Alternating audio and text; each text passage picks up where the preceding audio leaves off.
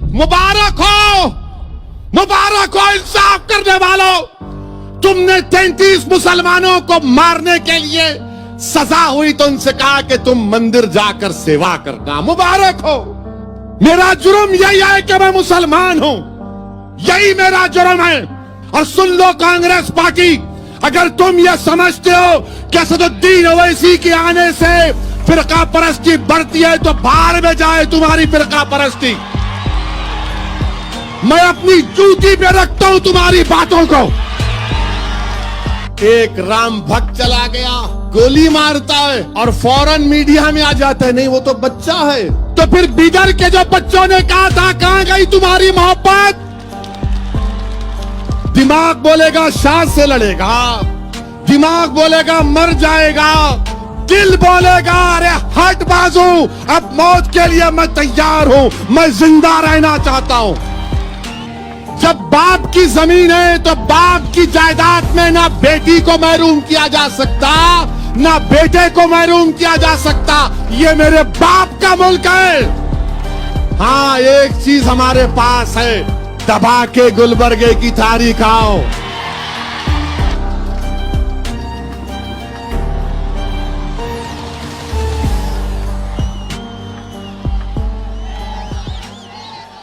मेरे अजीज दोस्तों और बुजुर्गों, मेरी इज्जतदार मां और बहनों, अब होगा क्या? एनपीआर जब होगा तो घर पर आकर ये लेके चले जाएंगे नाम वाम लिखकर। उसके बाद वो जो सेक्शन ऑफिसर से कम होगा, वो अगर चाहता है तो अब्दुल रहीम के नाम के आगे डाउटफुल सिटीजन लिख देगा, वारिस पठान के नाम के बाजू डाउटफुल लिख देगा, इम्तियाज जलील के नाम के बाजू डाउटफुल लिखेगा। हमारे कर्नाटका के सदर, उनके नाम के आगे डाउटफुल लिख देगा। और उसके बाद क्या होगा? क्यों लिखेगा तू डाउटफुल? उसकी मर्जी, उसका इख्तियार। मैं मजाक करने के लिए नहीं कह रहा हूं, सच सच बयान कर रहा हूं।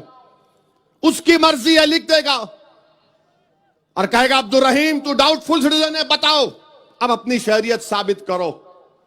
अब्दुल रहीम को दौड़ना पड़ेगा, कागज लाना पड़ेगा, दादा का परदादा का वजूद दिखाना पड़ेगा गुलबर्गे में। चलिए वो हो गया। उसके बाद गुलबर्गे में एक लोकल रजिस्टर बनाई जाएगी और गुलबर्गे की बल्दिया में लोकल रजिस्टर चिपका दी जाएगी। और उस पर कोई भी जाकर किसी के नाम के आगे कहेगा कि मुझे इस पर शक है, किसी के नाम के आगे मुझे इस पर शक है, और जब अगर मैं जाकर किसी के नाम पर कहूंगा कि मुझे अब्दुल रहीम के नाम पर शक है, तो मुझे कुछ कागज देने की जरूरत नहीं, सिर्फ कहना है कि मुझे इसके नाम पे शक है। उसके ऊपर फिर अब्दुल रहीम से पूछा जाएगा, चलिए आइए अब आप अपनी शहरियत साबित करिए। यह कानून है, और अगर नहीं साबित करेंगे तो एनआरसी हो जाएगा। एक नोटिफिकेशन इशू कर देंगे, एनआरसी हो जाएगा।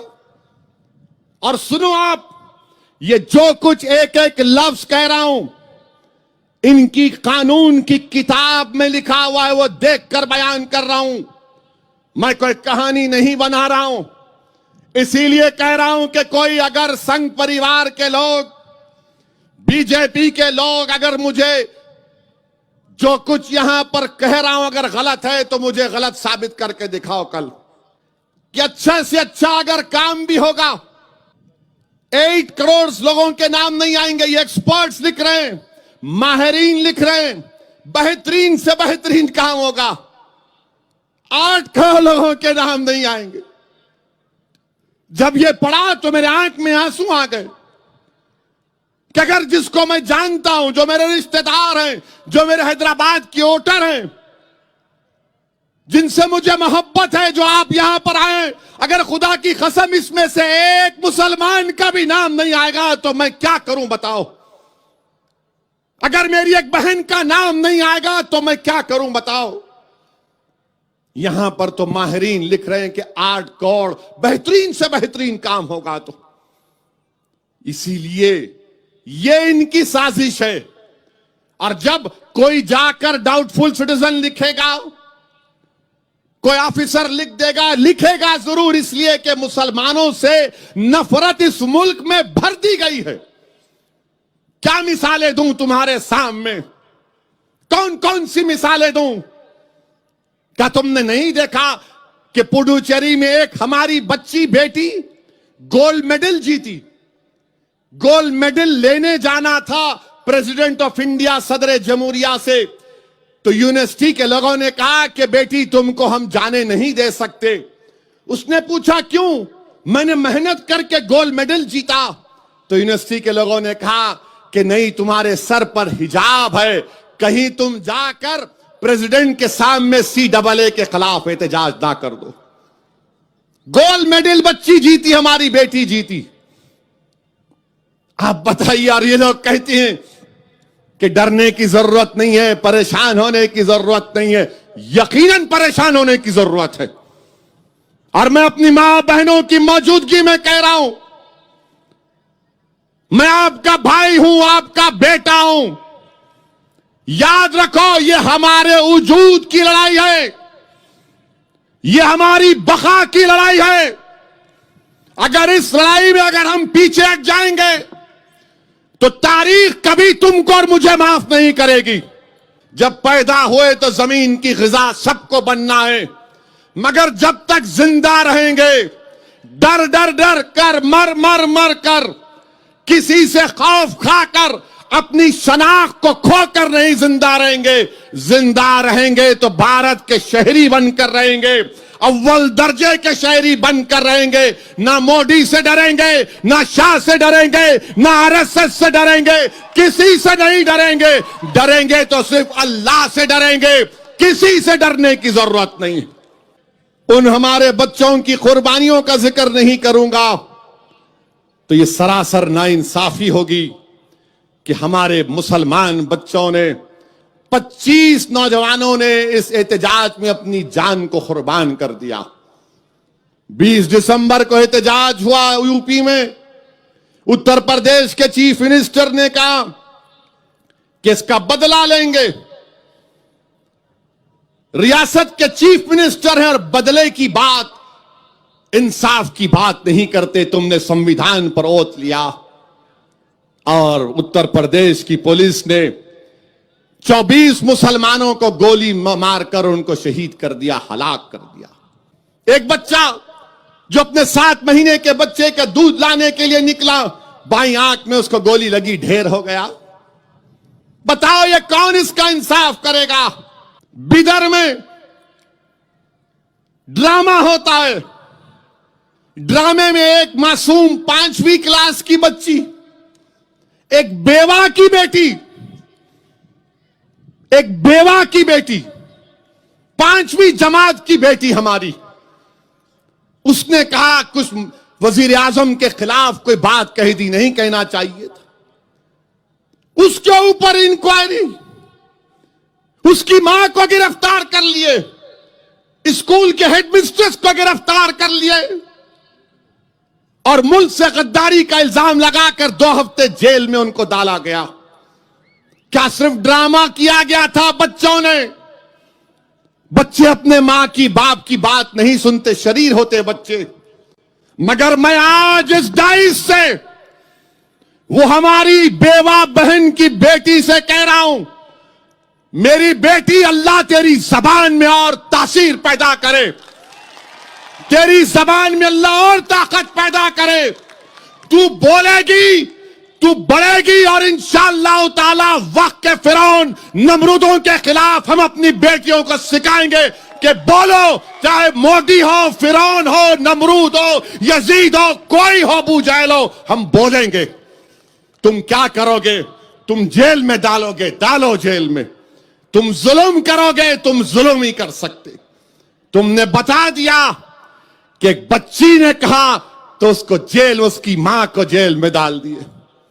उसकी मां कांप रही थी मेरे सामने, कांप रही थी जब मैं जेल में मिलने गया। कह रही थी कि मेरी बच्ची का कोई नहीं है, कोई नहीं है, मेरे बच्ची का कौन ख्याल रखेगा? क्या कहता मैं, कौन सा दिलासा देता मैं उसको। वो हेडमिस्ट्रेस कह रही थी, असद साहब मेरा बीपी बढ़ गया, हमारा कोई ताल्लुक नहीं है, जेल क्या है हमको नहीं मालूम। मगर नरेंद्र मोदी और बीजेपी ने एक बेवा को और एक ज़ईफ औरत को जेल में डाला सेडेशन के केस के ऊपर। मेरे अजीज दोस्तों और बुजुर्गों, क्या जुल्म है ये, क्या इंसाफ है ये कि गुजरात में जिसने 33 मुसलमानों को काटा, जिसने गुजरात में 33 मुसलमानों को काट कर हलाक किया, कोर्ट ने सजा दी। मुबारक हो, मुबारक हो इंसाफ करने वालों, तुमने 33 मुसलमानों को मारने के लिए सजा हुई तो उनसे कहा कि तुम मंदिर जाकर सेवा करना। मुबारक हो, मुबारक हो कि माया कोटनानी और बाबू बजरंगी, जिन्होंने हामिला मुस्लिम महिलाओं के पेट को काट कर उनको मारा, कोर्ट ने सजा दी, वो बेल पर है। मुबारक हो इंसाफ करने वालों, मुबारक हो। और हमारे मुकद्दर में हमारी बहनों को सेडेशन का चार्ज एनएसए लगता है। वो डॉक्टर कफील के ऊपर डॉक्टर है और एनएसए लग जाता है। मुबारक हो, मुबारक हो, तुम इंसाफ कर रहे हो, तुम इंसाफ कर रहे हो, हम देख रहे हैं।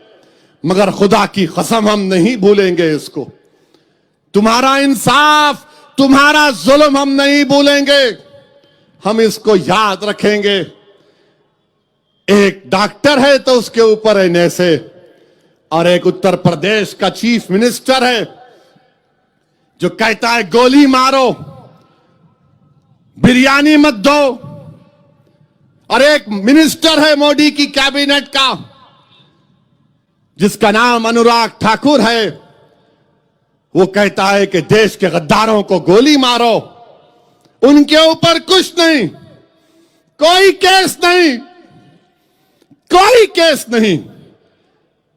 और हमारी मासूम बच्चियों के ऊपर उनको पूछताछ की जाती है। 4th क्लास की बच्चियां, 5th क्लास की बच्चियां, पुलिस जाकर उस स्कूल में क्वेश्चनिंग करती है 3-3 घंटे बच्चों से। मैं जब वो देखा वीडियो, मेरे आंख से आंसू निकल गए। मैंने कहा अल्लाह, अब ये दिन भी हमको देखना पड़ रहा है कि हमारे मासूम बच्चों को पुलिस क्वेश्चनिंग करेगी। तुम में हिम्मत है तो मेरे खिलाफ केस बुक करो। मैं तो बोलते आ रहा हूं ना मोदी के खिलाफ, पार्लियामेंट में बोला मैंने। और तुम्हारा मिनिस्टर बोलता गोली मारो देश के गद्दारों को, तो कोई आईपीसी नहीं, कोई सीआरपीसी का सेक्शन नहीं लगता। और वजीर आजम खामोश बैठे हैं, होम मिनिस्टर खामोश बैठे हैं। अरे ये क्या खामोशी है आपकी वजीर आजम, आपका मिनिस्टर कह रहा है गोली मारो। इसीलिए मैंने पार्लियामेंट में कहा कि मारो गोली, मैं सामने तुम्हारे खड़ा हूं, मार के दिखाओ गोली। 30 जनवरी को जामे मिलिया के बच्चे जुलूस निकाल रहे हैं, सत्याग्रह कर रहे हैं। एक राम भक्त चला गया, गोली मारता है और फौरन मीडिया में आ जाता है, नहीं वो तो बच्चा है, जुवेनाइल है। तो फिर बिदर के जो बच्चों ने कहा था कहां गई तुम्हारी मोहब्बत? वो हिंदू था तो उससे मोहब्बत, और वो बिदर के बच्चे मुसलमान की औलाद थे तो उनसे मोहब्बत नहीं। मेरा जुर्म यही है कि मैं मुसलमान हूं, यही मेरा जुर्म है। अब खुलकर बोला जाएगा, अल्फाज को चाप कर नहीं कहा जाएगा। और सुन लो कांग्रेस पार्टी, अगर तुम ये समझते हो कि असदुद्दीन ओवैसी के आने से फिरका परस्ती बढ़ती है तो बाहर में जाए तुम्हारी फिरका परस्ती। मैं अपनी जूती पे रखता हूं तुम्हारी बातों को। बहुत हो गया, तुम्हारी जरूरत नहीं है हमको। हमारी बर्बादी के राज, तुम्हारी दास्तानें तुम्हारे घर से शुरू होती हैं। और मैं गुलबर्गे की आवाम से कह रहा हूं, खुदा की कसम है तुमको, किसी से डरने की जरूरत नहीं है तुमको। अब किसी से डरने की जरूरत नहीं है आपको। अब कब तक डरोगे? क्या किया कांग्रेस ने कि नहीं नहीं ओवैसी आएगा, रे आएगा ओवैसी। जब तक जिंदा रहे इन तमाम को ओवैसी बनाकर मरेगा इंशाअल्लाह ताला। आपने बीजेपी को वोट दिया, यहां से बोलो, डरो मत। क्या तुमने बीजेपी को वोट दिया? खड़गे साहब को वोट दिया, तो फिर कैसा जीती बीजेपी? यहां से कैसा जीती? अरे कांग्रेसियों, तुम्हारे गिरेबान में गंदगी भरी हुई है। महासेवा करो, गर्दन जो मोटी हो गई कम करो, झुक के देखो, नजरें नीची करो। अब तुम्हारे पास इख्तिदार नहीं है, ना कभी आएगा इंशाअल्लाह ताला। और गुलबर्गे में इंशाअल्लाह ताला एक नई तारीख हम रकम करके रहेंगे। मैं आप तमाम से अपील कर रहा हूं कि आप हम दीवानों का साथ दो। मंजिल अक्लमंद को नहीं मिलती, क्योंकि दिमाग बोलता मोदी से लड़ेगा, दिमाग बोलेगा शाह से लड़ेगा, दिमाग बोलेगा मर जाएगा, दिमाग बोलेगा जेल को जाएगा, दिमाग बोलेगा अरे कित्तों से मुकाबला करेगा, दिल बोलेगा अरे हट बाजू, अब मौत के लिए मैं तैयार हूं, मैं जिंदा रहना चाहता हूं, मैं घुट घुट कर जिंदगी नहीं गुजार सकता, मैं बार बार पलट पलट कर पीछे मुड़कर नहीं देख सकता। अरे कौन आ रहा, कौन आ रहा? अब कोई कुछ आने वाला नहीं है। ना आसमान से फरिश्ते आएंगे, ना जमीन से कोई निकल कर आएगा। इस मुल्क में हमको अपने फैसले, अपने कुव्वत बाजू के ऊपर, अपने इत्तेहाद के ऊपर, संविधान पर भरोसा करके एक सियासी कुव्वत बनाना पड़ेगा। तारीख ये है, सच्चाई ये है मिस्टर शाह, कि जब सारी कायनात के अब्बा, हमारे अब्बा, आपके अब्बा, सबके पप्पा, सबके डैडी, जब अल्लाह ने उनको कहा कि जाओ जमीन पर, तो हमारे अब्बा भारत में कदम रखे। और हमारे अब्बा का नाम हजरत आदम अलैहिस्सलाम। जब अब्बा जमीन पे कदम रखे, जब अब्बा जमीन पे कदम रखे, तो जमीन किसकी हुई? जमीन किसकी हुई? बोलो, जमीन बाप की हुई नहीं हुई? जब बाप की जमीन है तो बाप की जायदाद में ना बेटी को महरूम किया जा सकता, ना बेटे को महरूम किया जा सकता। ये मेरे बाप का मुल्क है और कोई ताकत मुझे यहां पर दूसरे दर्जे का शहरी नहीं बना सकती। कांग्रेस बोलेंगे कुछ मत बोलो मियां, खामोश बैठो, कुछ मत बोलो। अगर कुछ बोले तो उनको फायदा होता। अरे दीवाने, सब फायदा उठा लिए, तेरे को क्या मिला? तेरे को क्या मिला? कुछ भी नहीं मिला। गुलाब जामुन भी नहीं मिला, कुछ नहीं मिला। हां, एक चीज हमारे पास है, दबा के गुलबर्गे की थारी खाओ, दबा के खाओ। आज दोपहर में खाया अब्दुल रहीम के पास में, फुल मजे की थी। पूछ के पूछा, मला बताओ नंबर 1 है या नंबर 2 है? तो बोले नहीं साहब, ऐसा नहीं, नो प्रॉब्लम। क्या है आपके पास? देखिए आपने कि आप पार्टी ने कह दिया हनुमान के हम भक्त हैं, बीजेपी राम की भक्त है, कांग्रेस शिवा की भक्त है। मेरे अजीज दोस्तों और बुजुर्गों, फख्र से बोलो हम मुसलमान हैं, डरने की जरूरत नहीं है। उन्होंने बोल सकते तो मंजलिस भी बोलेगी कि हम भारत के मुसलमान हैं, अल्लाह को मानने वाले हैं, संविधान को मानते रहेंगे और भारत में बहैसियत मुसलमान हम अपनी लड़ाई को संविधान के दायरे में लड़ेंगे। अमित शाह ने कहा कि आप आकर मिल सकते, तो पूरे शाहीन बाग की हमारी दादियों ने, नानियों ने कहा कि शाह हम कल 2 बजे आ रहे। तो गवर्नमेंट बोली नहीं नहीं नहीं आना। तो हमारे भी ज़ईफ माएं, दादियां, नानियां अल्हम्दुलिल्लाह, उन्होंने बोले नहीं हम आ रहे, और जिस किसी को हमारे साथ चलना हो। अब दिल्ली की पुलिस परेशान, बहरहाल मेरी इज्जतदार माँ और बहनों, मैं आपसे पूछना चाहता हूं अपनी बात को खत्म करने से पहले, क्या ये पूरा हजारों का मजमा CAA के खिलाफ है? यहां भी बोलो भाई, क्या आप CAA के खिलाफ हैं? क्या आप NPR के खिलाफ हैं? क्या आप NRC के खिलाफ हैं? क्या आप मोदी के खिलाफ हैं? क्या आप फिरका परस्ती के खिलाफ हैं? क्या आप सेकुलरिज्म को मजबूत करेंगे? क्या आप सेकुलरिज्म को मजबूत करेंगे? तो मेरे अजीज दोस्तों और बुजुर्गों, एहतजाज को पुरअमन तरीके से जारी रखिए। मैं फिर से अब्दुल रहीम साहब का और तमाम का शुक्रिया अदा करता हूं। अस्सलाम वालेकुम व रहमतुल्लाहि व बरकातहू।